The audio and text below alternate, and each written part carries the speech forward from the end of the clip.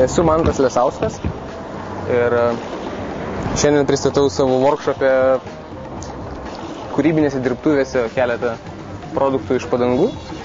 Parodysiu jums, kaip galima pasidaryti lazy chair, kuri labai paprastai pasidaro tiesiog iš 2 padangų ir kelių varžtų pagalba.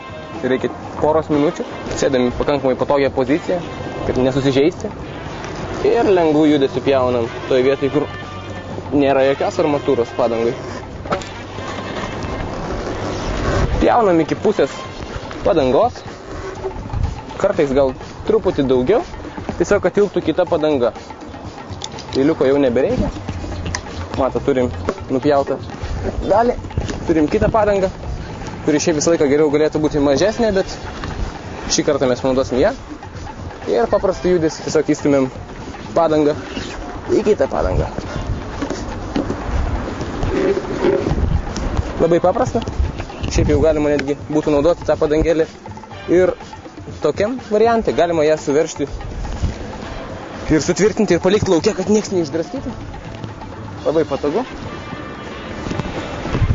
Pademonstruosiu, kaip mes galime sutvirtinti šią padangėlę. Tai yra išgręžti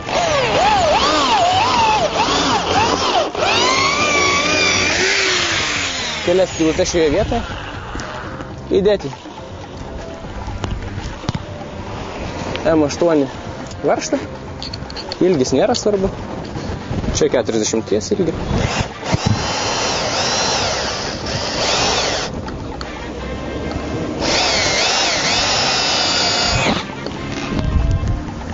Tada reikėtų mums rakto.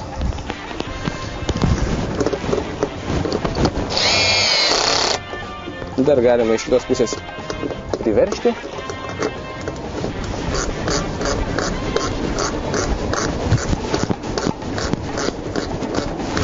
Veržiant netgi varžtas įlenda į pačią padangą ir tikrai estetiškai atrodo.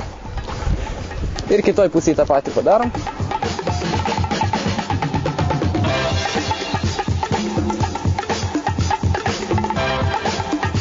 Taigi va, priveržiam ir turim kuo patogiausią kėdę.